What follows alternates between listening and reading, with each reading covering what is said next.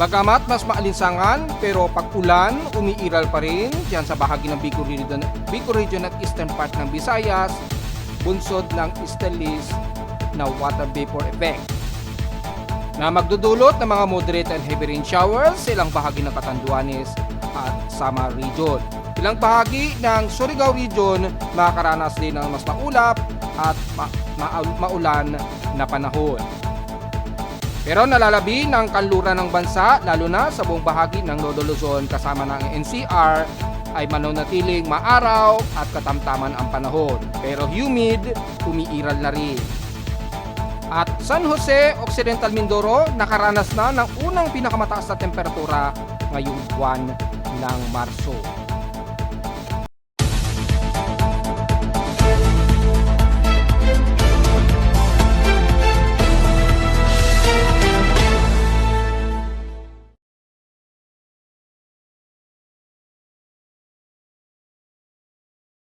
Hello, good morning mga folks. Welcome po muli sa ating Daily Weather Bulletin at Analysis para sa ikatlong araw ng Marso 2025. Ang oras nating Boss Mike Mimaga ay 9:43 na ng umaga.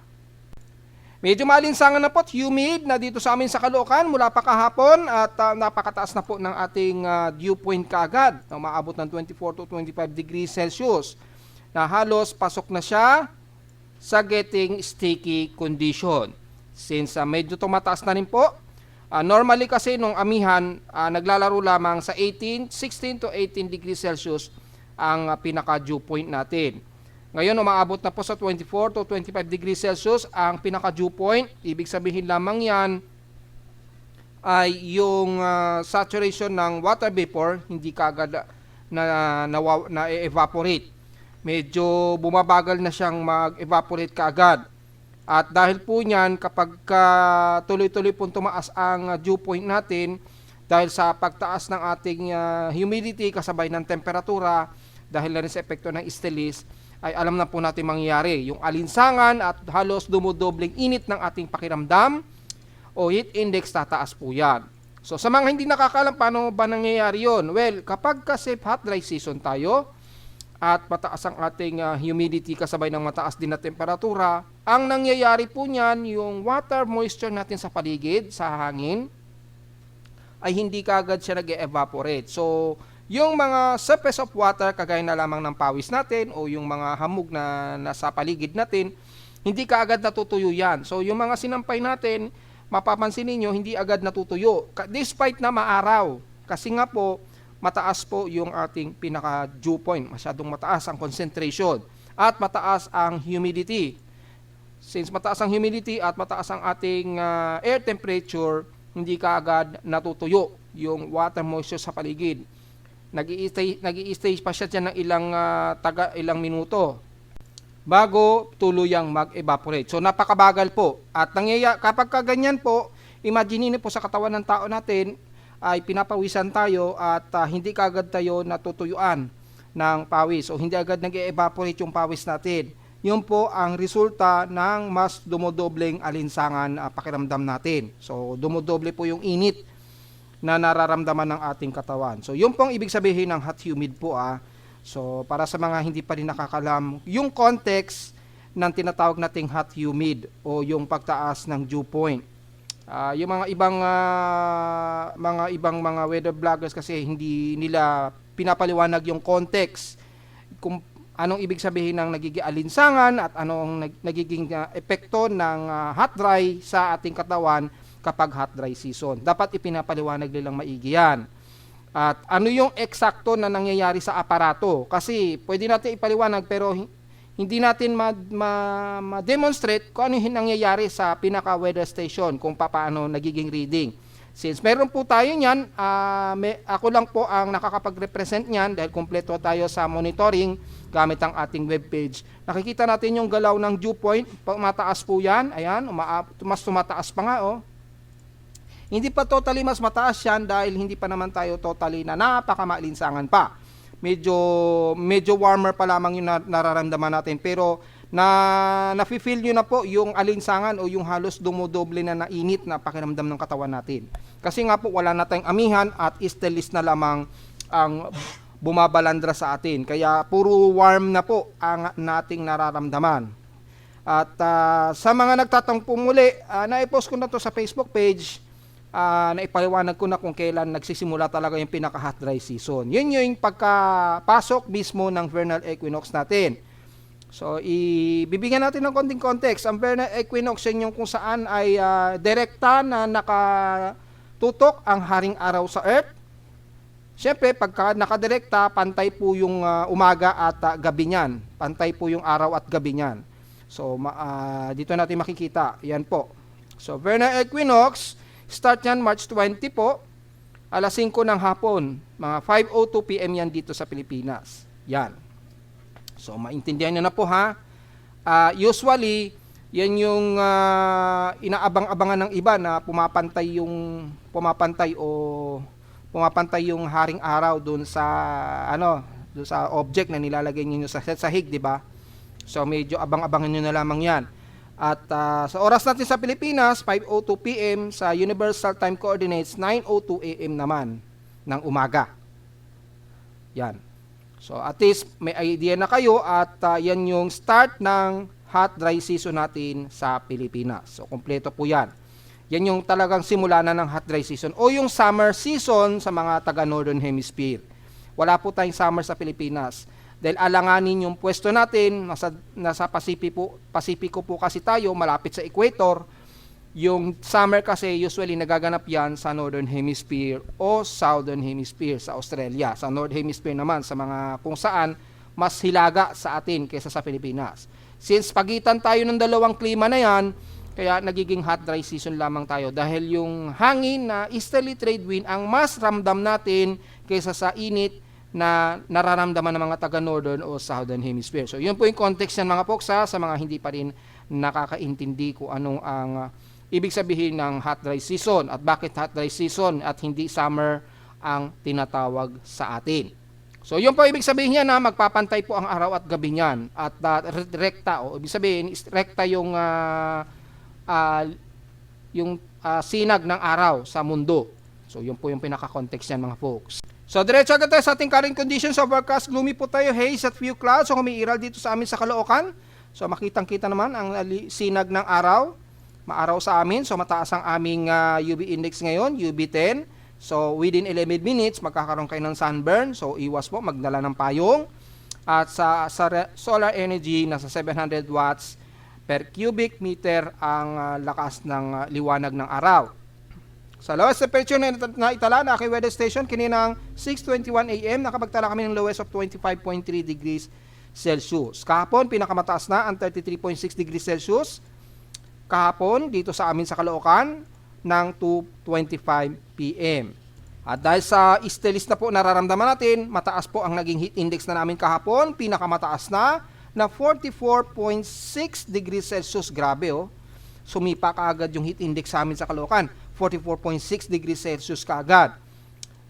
Ang pinaka mataas na naging recording sa amin kahapon. Lumalabas, nangunguna kami sa Metro Manila, pangalawa lamang si Pag-asa na nasa around 43 degrees Celsius, yung highest heat index sa kanila. So, na-post ko na sa Facebook page, pa-double check na lamang po. Pero lumalabas sa heat index, kami sa Caloocan ang may pinakamataas at nangungunang heat index kahapon po yan. Pero pagdating naman sa air temperature, yung grabing init, nangunguna ang Occidental Mindoro sa San Jose na may 36.2 degrees Celsius kagad. Kauna-unahang pinakamainit na temperatura na yan sa bansa. So, sisilipin natin, makikita nyo dito yan sa aking daily climate extremes. Ayan. Makikita po dito, nangunguna ang San Jose, sa Occidental Mindoro po yan. Pangalawa ang Subic Bay. Pangatlo ang Clark at pang-apat lamang ang Naiya na nasa 34.3 degrees Celsius. So lumalabas pang-lima kami kasi nasa 33.6 degrees Celsius lang kami kahapon dito sa Caloocan. So lumalabas pang-apat kami. Pang-lima pala kami, sorry. Pang-apat si Pag-asa na nasa 34 degrees Celsius. Sa amin is 33.6 degrees Celsius. So, ramdam na po ang init at mataas na heat index. So, hanggang maaga ay uminom na po tayo ng maraming tubig. Iwasan natin ma-dehydrate dahil napakaaga nating mararamdaman na kaagad ang alinsangang panahon hanggang sa mga susunod pang mga araw. At sa humidity, may pa-dryer po tayo at 67%. Bumababa pa ito ng 4% since last hour. At nasa 1,011 hectopascals tayo atmospheric pressure and steady ito since last hour. So pa-high tide po tayo ngayon at may 2 hours and 33 minutes pa. Silipin uli natin kung aabot sa mahigit 1 meter o 1 meter man lang ang taas ng sea level. Well, hindi naman po. Pinakamataas na mamayang tanghali, 0.6 meters lamang. So, walang problema. Hindi man lang umaabot sa 1 metro ang taas ng sea level mamaya. So, high tide natin mamaya is mga bandang alas 12 po o 12:28 PM to be exact, pero hindi naman aabot ng 1 metro, so wala tayong magiging problema. Moderate naman o normal ang ating air quality, so wala tayong magiging problema din. Diretso agad tayo sa ating almanac. Sumikat ang haring araw kaninang 6:11 AM. At 6:04 PM naman ito lulubog. At nasa waxing crescent naman na po ang ating buwan o yung moon. At 12% illuminated. So diretso na tayo. I-report na natin. Magmo-moonrise ito. Kaka-moonrise lamang nitong 8:29 AM. So nasa elevation of 21 degrees ito. So pa-moonrise pa lamang siya ngayong umaga. So makikita niyo yan bago lumubog ang haring araw. Matatanaw niyo po yan. Gaya kahapon. Ang ganda ng viewing niya, 'di ba? Yung small crescent moon. Kahapon po yan bago lumubog ang haring araw. Mamaya, ganyan din makikita nyo, maganda po yan sa mga gusto pong kumuha ng magandang larawan sa paglubog ng ating moon na may small half crescent o small crescent o crescent moon. So, lulubog naman yan mamayang gabi na po at 9:21 PM. So, makikita natin yan paglubog ng haring araw. Matatanaw natin yung paglubog ng ating buwan at yung kanyang small crescent. Pinapaalala lang natin sa mga Pilipino na nasa ibang bansa, sa Amerika lalo na. March 14 po, pinapaalala na natin mayroong total lunar eclipse po magaganap sa inyo dyan. Sa Pilipinas, bandang September pa kami makakaramdam ng total lunar eclipse. Mauna muna sa Amerika, ang oras niyan, 7 o'clock po yan ng gabi sa inyo dyan, sa American side.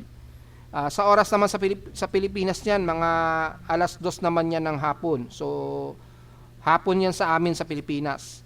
Sa inyo naman, mga alas 7 ng gabi. Yun po ang paliwanag dyan mga folks. Huwag niyo pong kalimutan. Pagkakataon po yan dahil yung pinaka-red moon, kitang-kita po yan sa Amerika. So, i-ready at i-prepare nyo na pong i-maintenance ang inyong mga telescope kung meron man. Sa mga Pilipino natin dyan, sa halos buong Amerika, kitang-kita po ang total lunar eclipse. Sa March 14 na po yan mga folks pinapaalalanan ko lang. Sa local weather outlook natin for Monday and Tuesday, unang Lunes natin ng March ay partly cloudy ang maghapon natin. So may mga ilang isolated rain showers ang tsansa, 68 to 70% chance of rain. At bukas ng Martes, ganun din, partly cloudy ang ating maghapon pero maaraw. May mga ilang klarong himpapuid pero may tsansa ng pag-ulan at 77 to 80% chance of rain. Highest and lowest temperature expected maglalaro 34 degrees Celsius and lowest temperature expected ay 25 to 26 degrees Celsius. So, diretso agad tayo sa ating ginagamit na satellite imagery. Makikita po dito sa ating real-time na high definition courtesy siyempre ng Japan Meteorological Agency, direct from satellite yan mismo ng Himawari 8. At makikita po ay ang maulan na bahagi nito ng Southeastern Luzon, kabilang na ang buong Catanduanes area at ilang bahagi ng Legazpi, Sorsogon at Eastern Visayas at bandang Surigao region naman sa may Mindanao. Ingat po, makakaranas kayo ngayon ng mga moderate and heavy rain showers. Yan ba ay surface trap ng equatorial trap? Well, magkakasama yan at most probably dulot yan ng water vapor dala po ng easterly trade wind. Inuulit ko, meron tayong moderate La Nina kaya mataas ang average rainfall natin sa silangang bahagi niyan. Ilang beses na natin pong sinasabi yan. Hindi kagaya sa may bandlang kaluran ng bansa, mas katamtaman at fairly weather po tayo. Mangilan-ngilan lamang na maulap na himpapurin sa buong bahagi ng Mimaropa at west portions ng Panay Island at Negros region. So mga partly cloudy to, some mostly cloudy iiral at may mga ilang isolated rain showers pong iiral sa buong central ng Visayas. So hindi na natin masyado isa-isahin yan. At buong Leyte naman ay magiging maulap at kalat-kalat na pag-ulan. Mga moderate and some heavy rain showers po ang iiral. So magdala po ng pananggalang sa ulan. Kung malapitan naman nating titingnan ay makikita ay inuulan ngayon ang buong bahagi ng Baybay hanggang Southern Leyte and the rest ng Eastern Samar Region. At sa may bandang Bicol Region naman ay bahagi ng Albay, Sorsogon, yan, ilang bahagi ng Camarines Sur at Catanduanes. Ingat po, magdala ng pananggalang sa ulan just in case. Mga clusterized po na isolated, moderate, some heavy rain showers ang iiral na mararamdaman muna ng mga Catanduanes. Sa may bandang Surigao Region naman, sa may bandang Mindanao, ay ang buong Surigao del Norte, ilang bahagi ng Caraga area, hanggang sa may bandang Agusan del Norte, Agusan del Sur and the rest ng Surigao del Sur nakakaranas kayo ng mga ilang light to moderate showers na mga kalat-kalat na pag-ulan. At ilang moderate to some heavy rain showers naman sa isla ng Dinagat at Siargao Island. So ingat na lamang po. At the rest naman ng bahagi ng buong Northern Luzon, ilang areas ng Mindoro at Palawan, wala tayong magiging masyadong problema dyan. Mga moderate at fairly weather tayo dyan, kaya maaraw at maalinsangan ang magiging panahon natin.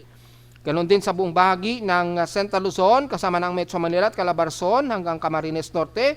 Pero hindi gaya sa may bandang Quezon Province ng Atimonan hanggang Camarines Norte, at least dito magiging mas partly cloudy to some mostly cloudy dahil yung mga remnants ng surface trap na ito ay umaabot sa ilang bahagi ng Camarines Norte. Magkaroon ng kayo na isolated rain showers, typically mga mahihina at katamtamang ulan. At sa buong bahagi ng kaluran nga po ng Panay Island at Negros Region at moderate to fairly weather tayo, mga ilang part nito mostly cloudy lamang ang iral. So magkaroon man ng isolated rain showers, panandalian lamang ito at kalimitan mga mahihinang pag-ulan.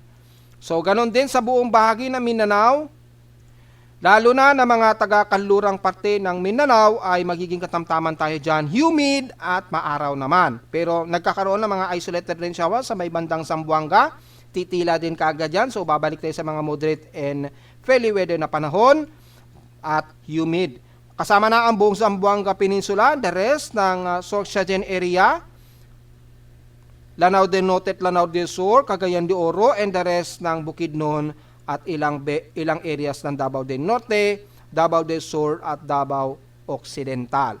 Magiging maulap lamang pagdating dito sa area ng Davao de Oro. So medyo magiging maulap ang Compostela Valley at ilang bahagi dyan sa may bandang silangan ng Katiil, Boston, pababa ng Manay, Mati, hanggang Governor de Generoso. So medyo magdala po ng payong dahil yung surface trough dyan ay malawakan po at malawak yung trough niya na magbubunsod po ng mga kalat-kalat na pag-ulan.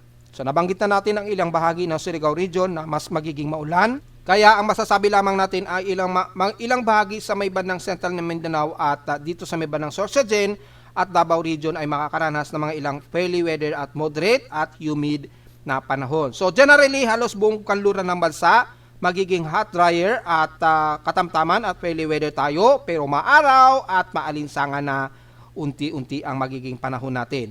Hindi kagaya sa may bandang silangang bahagi ng bansa na mas magiging maulap pa rin at may mga ilang kalat-kalat na pag-ulan, bunsod pa rin ng easterly trade wind na may dalang water vapor surface trap. So malinaw po yan mga folks. So wala tayong magiging komento pa rin sa ating West Pacific Basin gamit ang ating Tropical Cyclone Assessment Monitoring. So dito lamang sa may bandang Southern Hemisphere pa rin nakakaramdam ng mga low pressure at may mga tropical cyclone pa rin nabubuo dyan. Pero dito sa Pilipinas, inaasahan pa rin daw ang above average rainfall probability, 65 to 80% according kay NOAA at sa data feeds nila. At mula rin sa ating global spectral model ay mataas ang easterly trade wind dito na magdudulot ng mga water vapor surface trap sa may eastern part ng ating bansa. Asahan po mga maulan sa area na yan, lalo na ng mga taga-bandang southeastern Luzon o bandang Bicol Region, Eastern Visayas, lalo na ng mga taga Leyte at Samar Region. At sa may Mindanao naman, kalimitan ang silangan na ito ng Surigao Region. Yan, mas madalas medyo mauulanin kayo dyan. Bakit ganun? Inuulit natin dahil nga po mayroon tayong moderate La Nina, yung above average rainfall drop dyan sa area na yan dahil mataas po ang temperatura o mas tumataas po ang temperatura dyan sa ating dagat Pasipiko. So nasasama yan sa dala ng easterly trade wind na magbubunsod po ng slightly na above average rainfall kasi nasa moderate La Nina po tayo. So medyo mas madami ang nagiging boost ng ulan sa inyo sa silangang bahagi ng bansa. Hindi gaya sa mga taga-kanluran kasama na ang Metro Manila ay magiging mas maaraw naman sa amin. Mga naka-naka lamang kami makakaramdam ng mga isolated rain showers. Probably siguro localized thunderstorms sa hapon kapag nagkaroon ng mataas na water condensation at nagbubunsod dyan ng bilaang malakas sa buhos ng ulan and then titigil din kaagad. Gaya rin last year. So tingnan po natin pero again ay sa mga kanluran ay mas maaraw ang mararamdaman natin kabilang na ang Mimaropa area, West Portions ng Visayas at Mindanao area. Yun, at typically, ang buong bahagi ng Northern Luzon, mas maaraw din na ang mararamdaman na ninyo dyan. So, tuloy-tuloy na po yan. Ganyan ang magiging klima natin for the month of March. Anta-anta na lamang po dahil wala pang feedback para sa possible tropical cyclone for the month of March. Pero ipopost natin yan sa Facebook page sa mga folks. Siguro bukas na lang natin i-report yung mga possible kung may mabubuong tropical cyclone this month of March. Kasi wala pang feedback sa akin yung mga data ng iba't ibang weather agencies na combination ng mga tropical cyclone sector. So gusto ko makasiguro kaagad.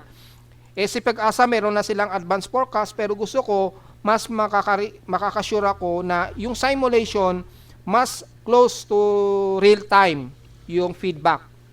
Kasi kay Pag-asa totally naka-forecast palagi sa kanila yan eh.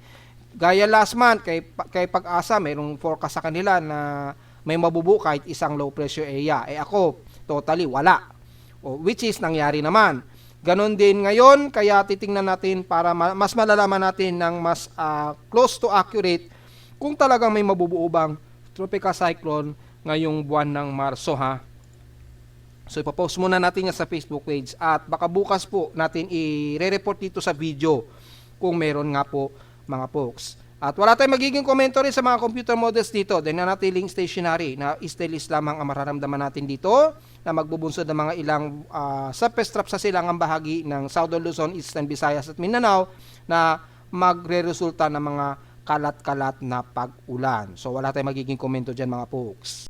So ito na nga po at mula pa kahapon lumabas na nga po, aktibo na po yung init factor natin which is inactivate na po ni Pag-asa mula noong kahapon ito nung lumabas ang report nila for March 1, 2025 at mula kahapon nga po ay ito na nga po ang nilabas nila na forecast at kahapon nangunguna sa may pinakamataas na heat index ang Etiaga Isabela na may 42 degrees Celsius na temperatura. So nangunguna kami sa Caloocan na may pinakamataas na heat index.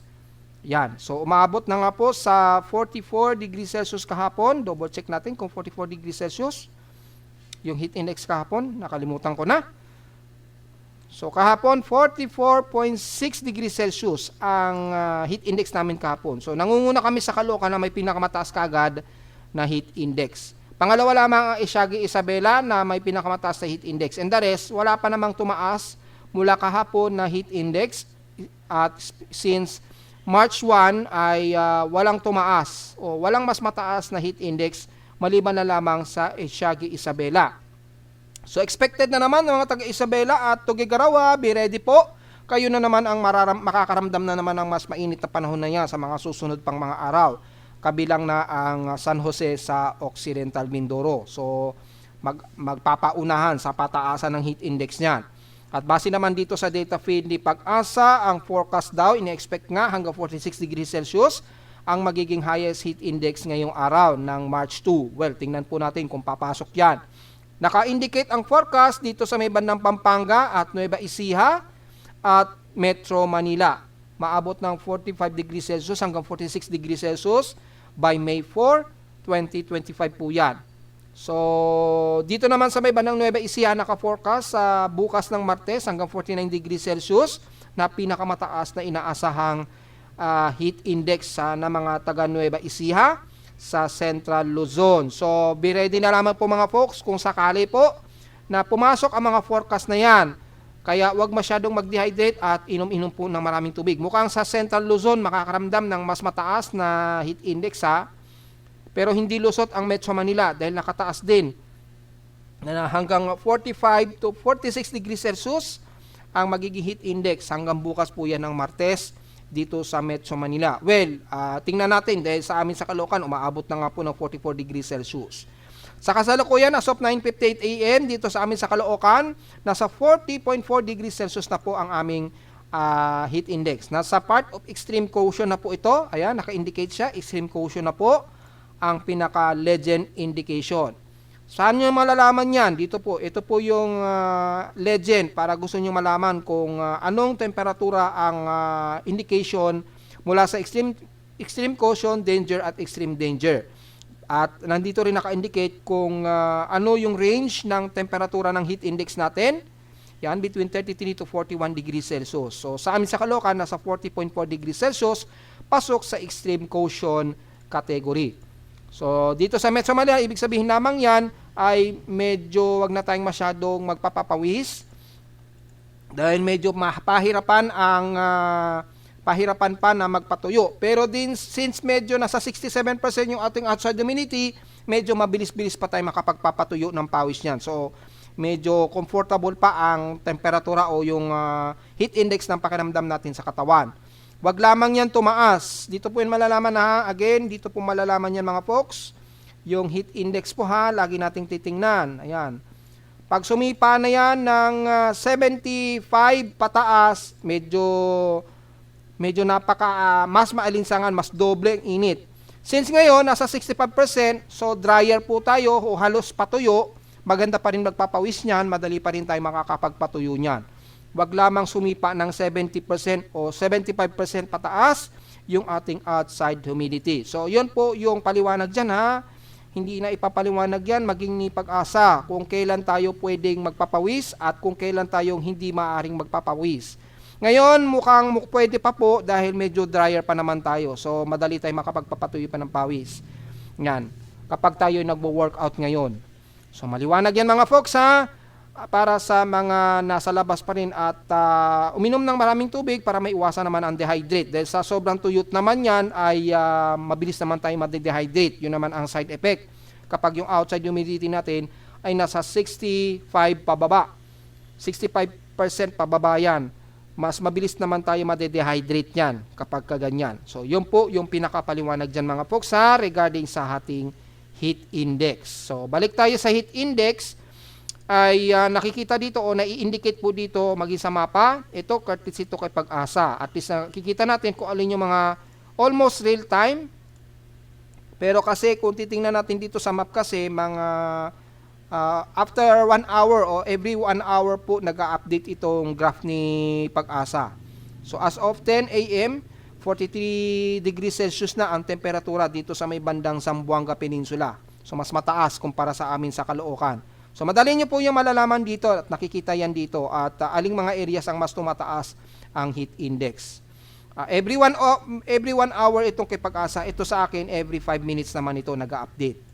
So, mas real time po sa amin sa Caloocan. So, at least meron kayong mga comparison para makapag-study. At yung mga forecast naman natin mula sa data feed ni Pag-asa, makikita rin dito yung daily computed heat index kahapon at yung mga ahead forecast naman bukas hanggang Miyerkules, March 4. Yan. Yung mga areas na inaasahang tataas ang mga heat index. Dito rin yan nakikita sa chart nila na computed 2-day forecast. Yan. So malinaw 'yan mga folks ha.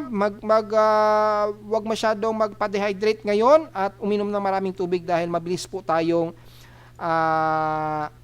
pinagpapawisan kapag ganito. Kagandahan lamang medyo drier pa po tayo, hot dry pa po ang ating temperatura ngayong araw. So yun lamang po mga folks. Sa ulat lindol naman, may dalawang lindol na na-detect ang aking seismograph mula kaninang madaling araw, mga 2:47 AM. At isa kaninang 5:12 AM.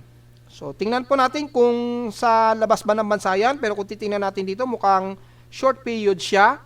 At mukhang hindi naman siya teleseismic. So, tingnan natin sa atin sa bansa. Base dito sa data feed ni PBox, Merong isang magnitude 4.5 na may mababaw-babaw lamang na 18 km depth sa may bandang northwest ng Agno, Pangasinan. So ito yung na-detect. Ang oras ito, 5:11 AM. So ito po yon, 5:11 AM. Ito po yung seismicity. So na-detect po yan ng aking seismograph. Pero dito ay mahina, mga bandang 2:47 o 46 AM. Mga 2:46, double check natin. So tingnan natin dito kung ano oras yan. Mga 2:47. Agno, Pangasinan din. So nauna na pala siyang lumindo sa may Agno, Pangasinan. Ayun, 2:47 AM. Kaninang madaling araw. So ito yon. And then nag-aftershock siya pero mas malakas. So lumindol na pala siya kaninang 2:47 AM ng madaling araw, pero mas mahina pa siya. Magnitude 2.5.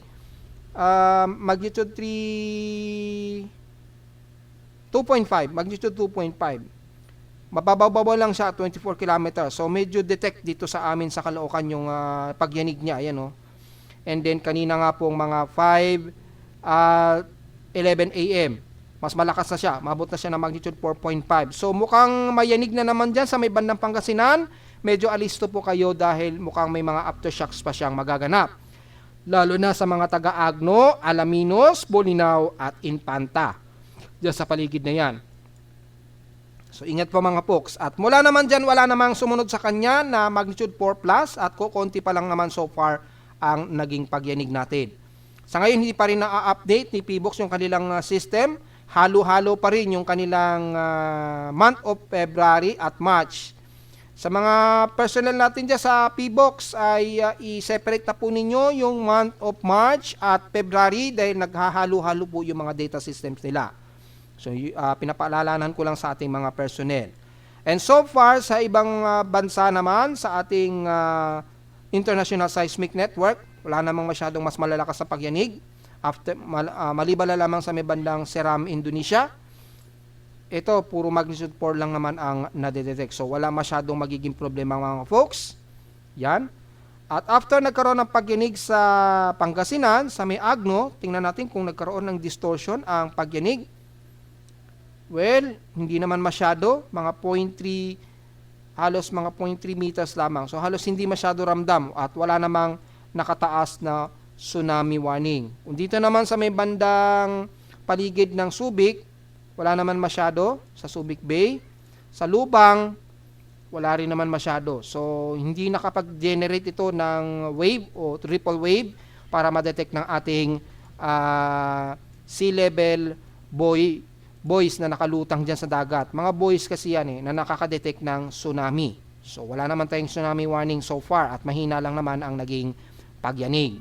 At narito naman ating 3-day weather forecast para sa araw ng Lunes, March 3, 2025.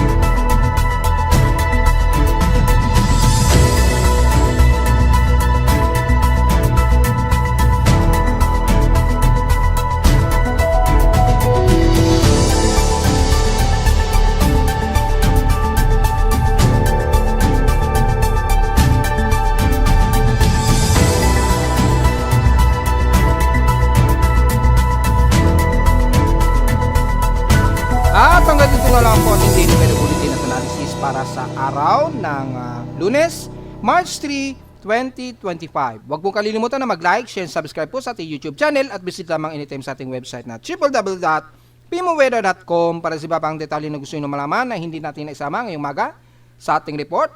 At wag na lang masyadong magpa-dehydrate at uminom ng maraming tubig dahil asahan natin ang mas maalinsangang panahon na at mataas na heat index mula ngayong araw at hanggang sa susunod pa nga po na mga araw pa. At visit lamang sa ating website sa gusto malaman pa rin ang pinaka-dynamic events mula sa reading mismo ng aking aparato sa Caloocan at sa data feeds mula sa iba't ibang weather agencies. Maraming salamat po mga folks at magandang araw po sa ating lahat.